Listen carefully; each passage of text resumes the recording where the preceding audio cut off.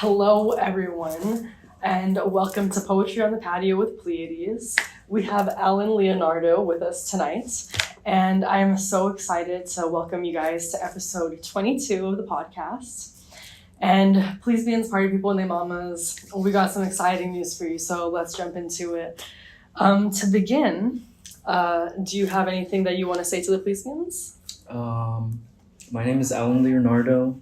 I'm an artist from Houston, making mixed media art and animation and film.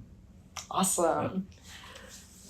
So, first question, did you always know that you wanted to be a filmmaker, and did you find out that it was like a passion along the journey?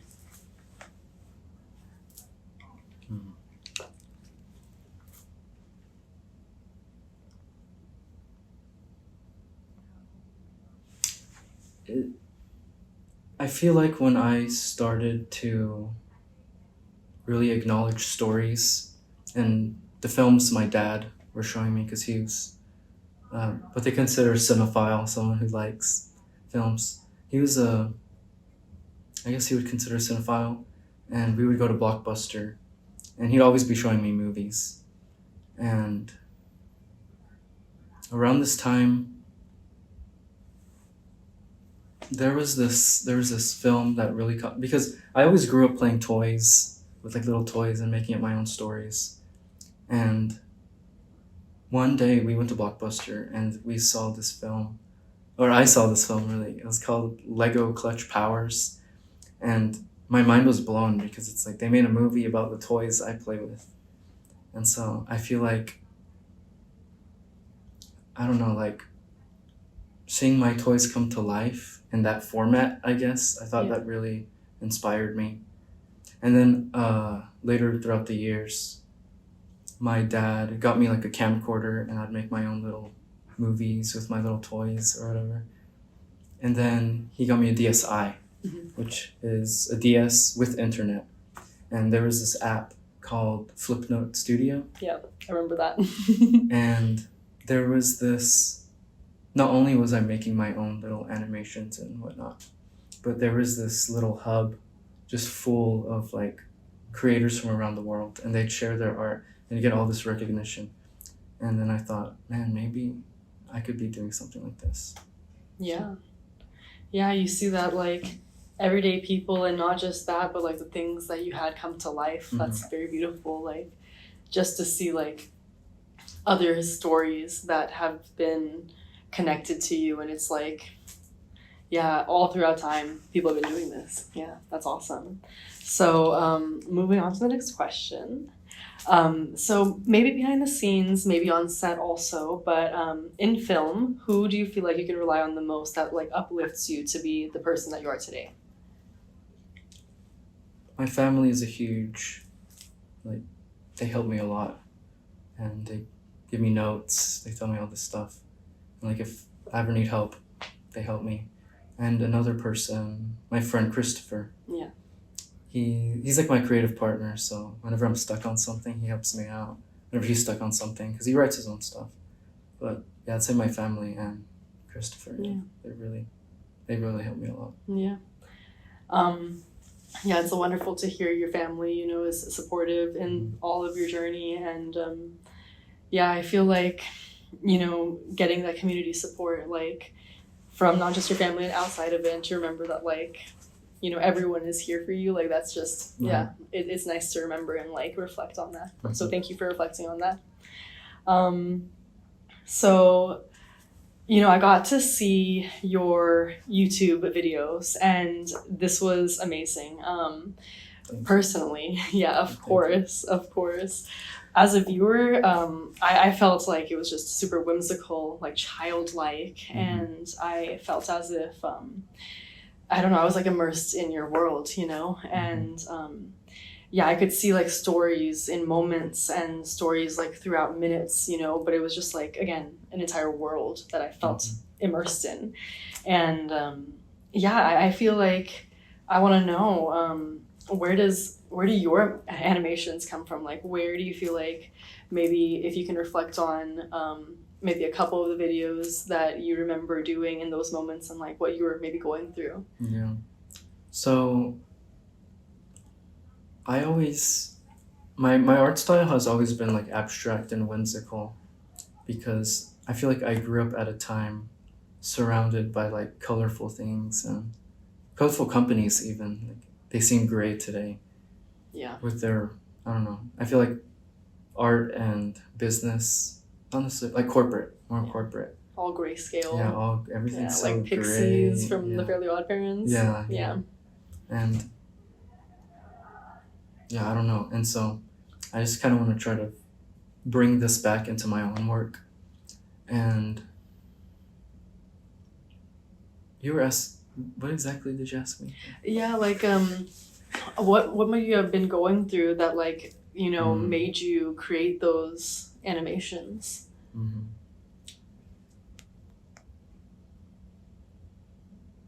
There's always moments in my life where I feel like that made a big impact on me. Then I put that into these stories. Like, for example, my recent one, this came out Valentine's Day. I don't know if it was 2 or 3 years ago, but around the time I started doing it, I was making it as a Valentine's gift for this girl I was seeing. And then, so as the relationship was going, I was still making it. And then when the relationship ended, then that's when I kind of changed the ending to reflect on how that relationship was. Yeah. So spoiler, well, actually I won't spoil it, but yeah, go watch that video. It's called Moonlarking. Yeah. So, Yeah, I think like, you know, the way that you can bring like some hard topics to a colorful light is gorgeous. I'm touched in many different ways, and I particularly enjoy it because I feel the same, like, you know, we're close in age. So there's been times where I've seen like some of my favorite like things just turn like black and white, literally. And you know, like fonts go from like cursive to like the most random, like, I don't know, just, it's just like someone like made it boxed, Right, you know, right, and it boxed, everything's boxed in these days. So thinking outside the box and being that, you know, person to bring that back to the world, I really appreciate that. So your movie, you have a movie that's coming out, and it's coming out next year in 2026, yes. Right? Do you want to share a little bit about the movie, or would you like me to, or? Well, what would you like to share? Well, because you've seen it. So I have seen it. I'm curious what. And I like had to hold myself back from crying because I was like, I think I'm like really emotional right now, and like I could like cry right now because that was like, it was intense, you know, like you brought a viewer through many different aspects and like through many different, you used many different tactics to get that across, you know, and it's like the suspense of it and leading up to the last moments of like as a viewer, you know, again, seeing your character, what's his name again? Yulon. I was about to say Alon. Yeah. Yulon, he, I don't want to spoil it, but unless no. Yeah, I don't want to spoil it, but when he goes through that journey, just I felt like I felt emotional whiplash at some moments, you know, but also like I was held on to the last moment and like left wanting for more, you know. Right.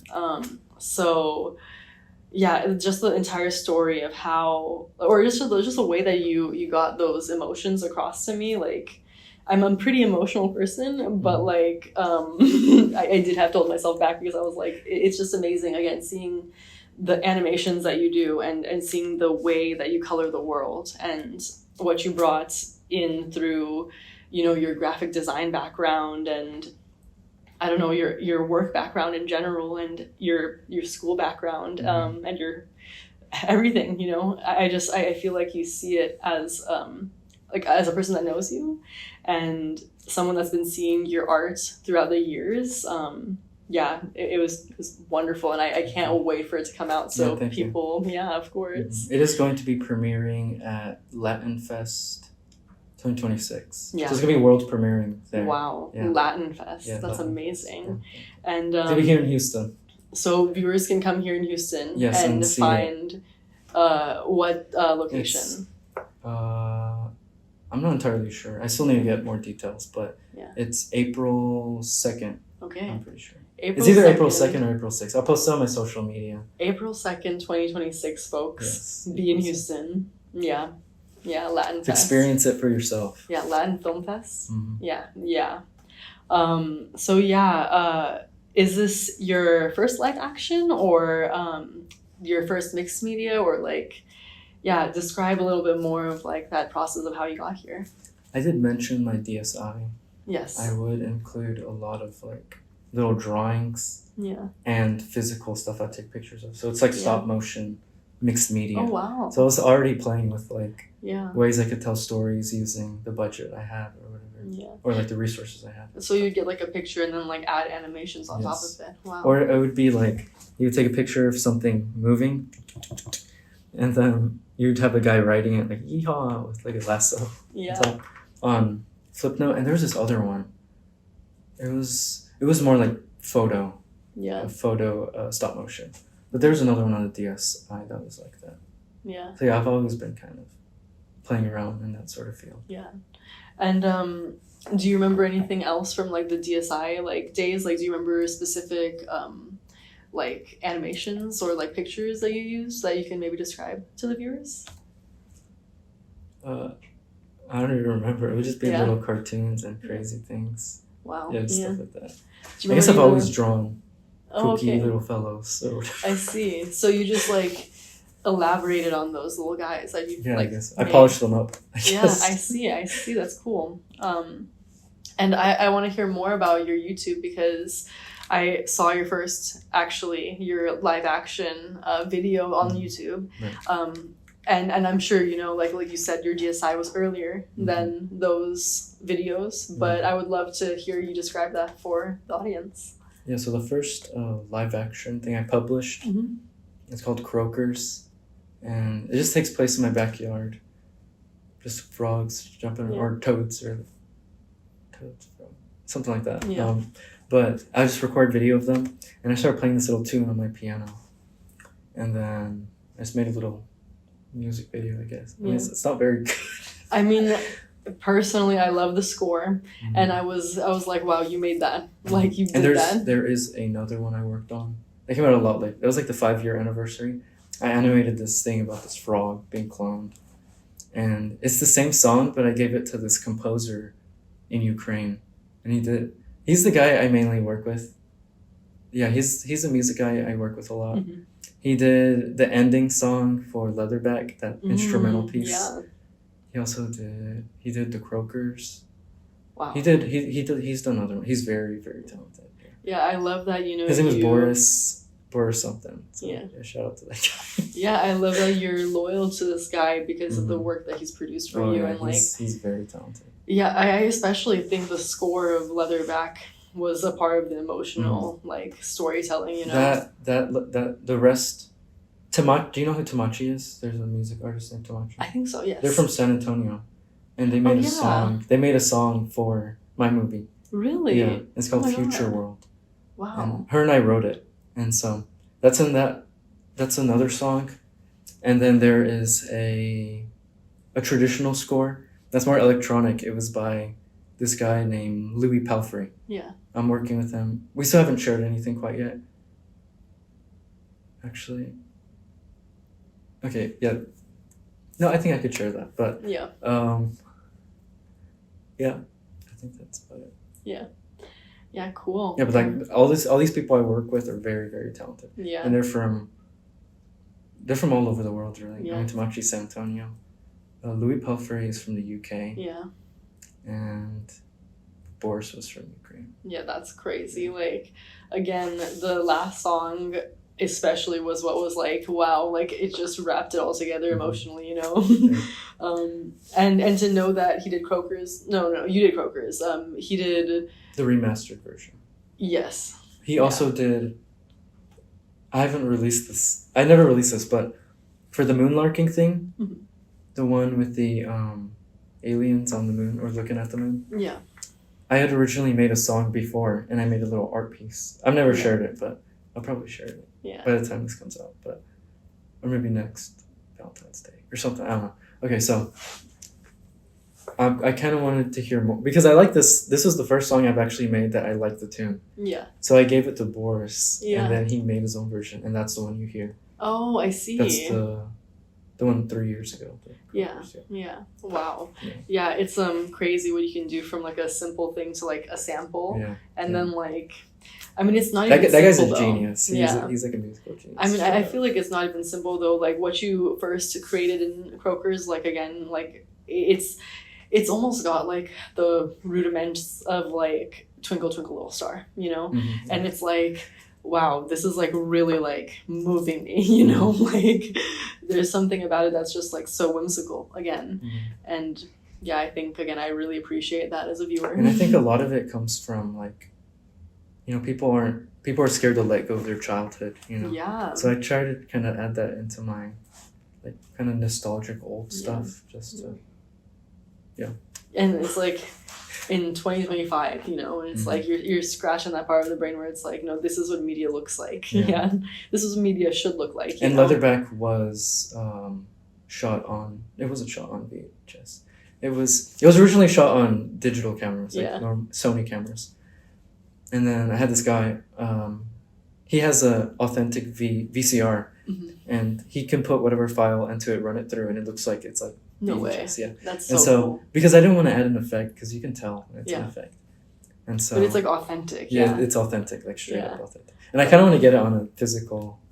Like tape. VHS, that'd be cool. Like an actual VHS tape, that's crazy. Like, oh, that's so nostalgic, you know? I used to have a VCR. It was like a dual DVD. But it broke on me. So. Yeah. They're so hard to like take care of. No, literally. Because with time, they're all going to be gone. So. Yeah.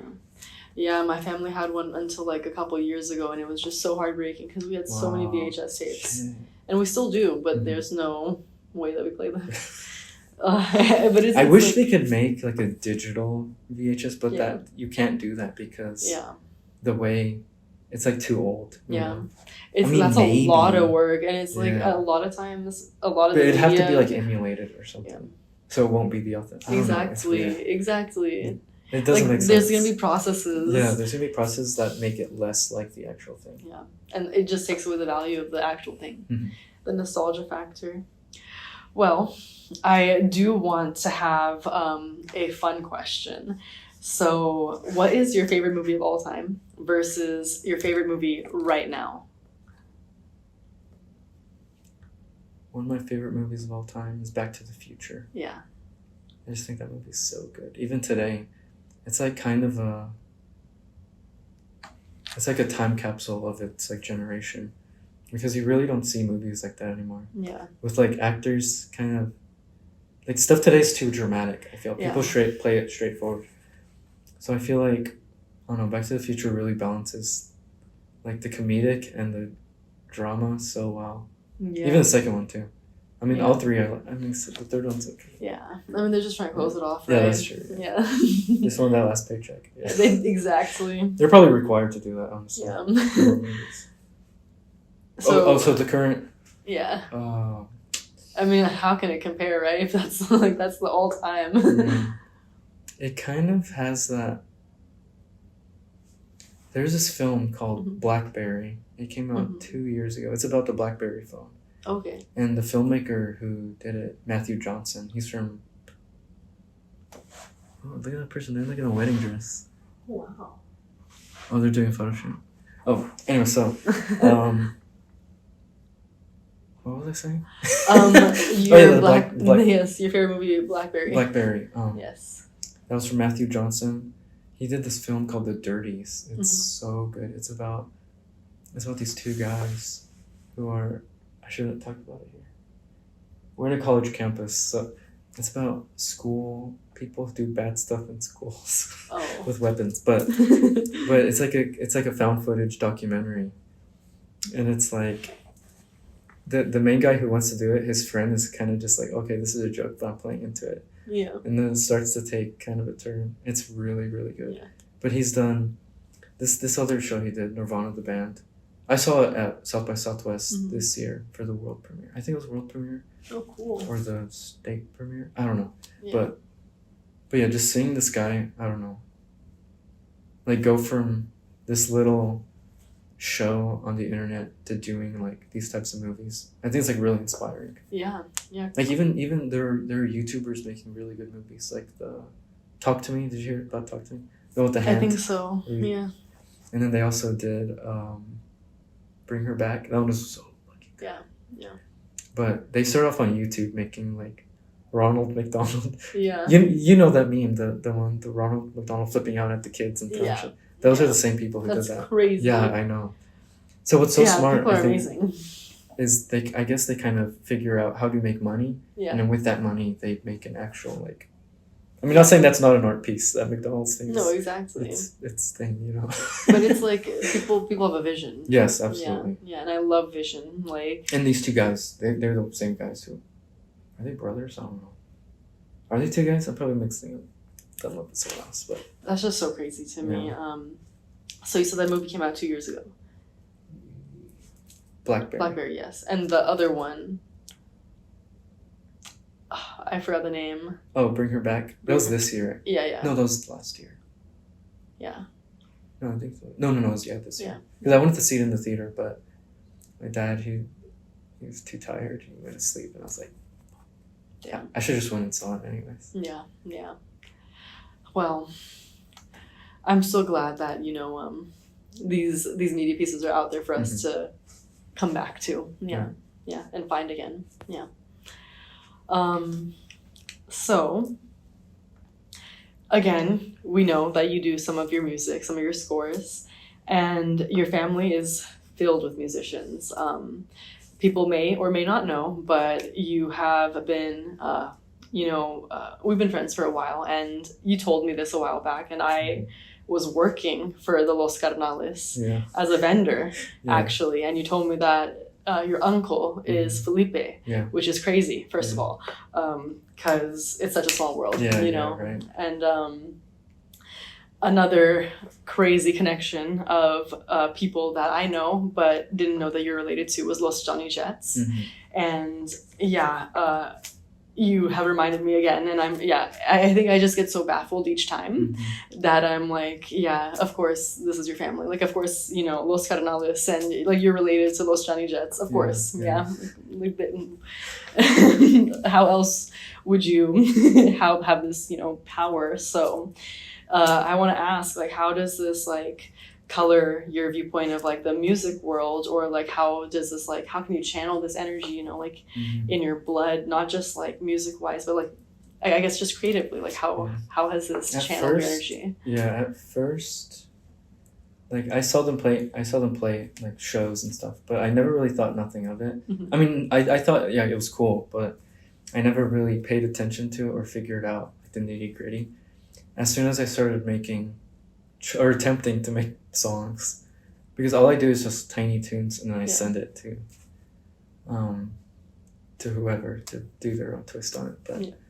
But as soon as I started trying to make music, it made me feel like more respectful towards these people, because they're kind of the master of their craft, and they have like shows that are sold out, and they have like Los Johnny Jets, they had like stadiums sold out. Yeah. With, like, so many people. Yeah, like I have heard their names so many times, I do my best to stay immersed in Spanish music culture, and like everyone that I've talked to, has heard of Los Johnny Jets, so it's just insane. Yeah, and again, of course, you would be related to them because that's in your blood. And I want to ask you, do you have any future projects? Anything that you can share with the audience? Well, I am doing a documentary on my grandpa. He's the drummer. Or there was the original lineup was 4 people in Los Johnny Jets. The other 3 are dead.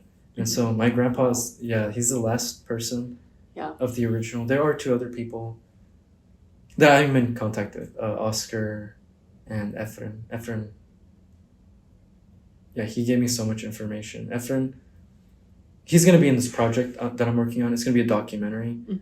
and it's gonna be about his history and like who he's played with, what he wants his legacy to be known as, and I'm gonna try to put effort. I am gonna put effort in it, but I'm still trying to figure out, because the thing is like time is like the biggest obstacle. So it's like they have like different time zones. I think Oscar's in Mexico.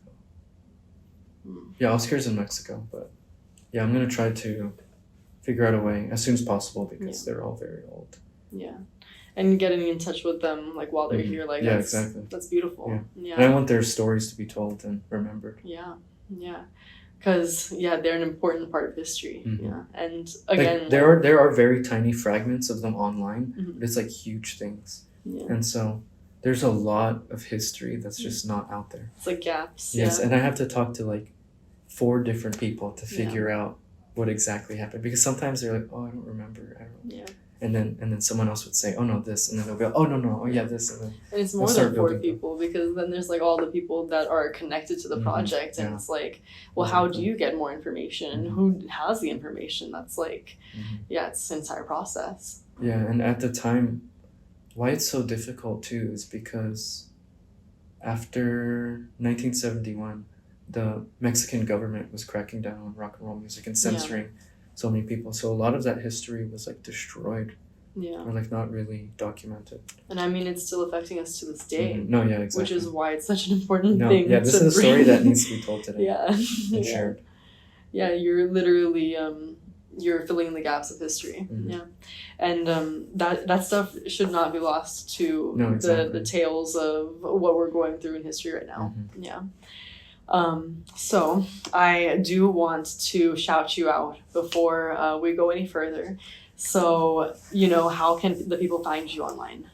I am on Instagram, YouTube. I guess Instagram and YouTube. Yeah. Dioxide Media. You can find DIOXIDEMEDIA. And, I will tag him below. I am also on Twitter, but I don't want people to go on there. Yeah, but now... it's a nightmare. Don't go.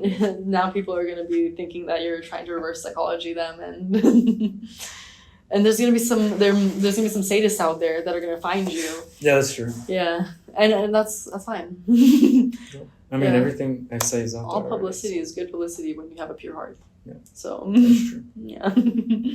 And I want to ask you some beautiful last questions. I ask these to everyone, and this is the heart of the podcast. Yeah. This is what we like to remember in life in general, and through everything. This is the thread. So, are you a friend to yourself? Yes, I'm a friend to myself. I think what a lot of people struggle with today is finding that. Yeah. Because I think like the best way to make yourself feel better is just treat yourself as a friend. Literally. Because how you treat your friends, you should be treating yourself, And if you're not treating your friends well, then you got problems. Yeah. Get that fixed. Yeah. And how can you be more of a friend to yourself? Even if you are a good friend, even if you're the best friend can be even better every single day. I don't know if this is the right term, but silver lining or whatever. Yeah. It's like looking on the bright side on something negative. 100%. That's what I do all the time. It's reframing. Yeah. Like I think like that's such a beautiful thing that you said, and I'm gonna take a moment to reflect on that because it just changed some things for me. But like to see like my past as a silver lining has been the biggest thing for me these days. And I think that word was not connecting to me, but I was like, now I can see my childhood as beautiful because I can look back and reflect on this. And in the macro and micro level, several silver linings to be a good friend. That's beautiful. And how can you love yourself more? Just doing what you want, Yeah. As long as it's not hurting people, Yeah, for sure. Just do what you love. Connect with people. There are a lot of people who have like old family members. Like, don't be afraid to tell their history. Like, my grandpa and I, we have this language barrier because he was like fluent in Spanish, fluent in English, and it's just so hard to communicate with. And I was a little nervous at first, but when I got my mom involved, I was like, okay, translate for us. It's like even she was kind of taken aback because she never asked these questions to her family. And so, yeah, I feel like that really helps a lot. Like having, like that helped my mom. Like that helped her on some level. generations. Yeah. And yeah, don't be afraid to tell your family's history. Don't be afraid to talk. Because I feel like people today are kind of shy. Yeah. And it's like sometimes we just feel so disconnected, and it's like, well, why, you know? To the people, that's we just keep going. Yeah, no, I'm just that's just the Clockina. The Clockina. Yeah. We all know her. So yeah, I definitely I agree. Like, I think as long as we can build our boundaries, you know, and sometimes our boundaries are pushing the boundaries, pushing the barriers, and asking people like to reflect on themselves and on what they've participated in, and being a part of your life, you know. Because even asking my grandpa's, even my grandpa questions at first, he was kind of like a little distant. Like we asked him like, why do you play music? And he was just kind of, oh, for money. He was kind of saying that just kind of shoot me. I feel like a little bit. But then we started bringing up stuff like who were his inspirations, and then he started getting more talkative. And then he's remembering Yeah, more. he was remembering. Yeah. And he's like, oh my God, this is like really fun. Because I feel like he's kind of shy too. Yeah. But when you start having conversations with them, they start telling more and more. Yeah, I love that so much. Yeah, thank you so much for being on the podcast. Thank you for having me. My first interview with Pleiades. A beautiful interview. Yeah, I've loved just every bit of this, and getting to know you more, and hearing about your brain. And is there anything else that you'd like to share with the Pleiades? Please subscribe, please. To both of us, actually. To both of us. Yeah. Mainly her though. Oh, thank you. And until next time, everyone, stay safe.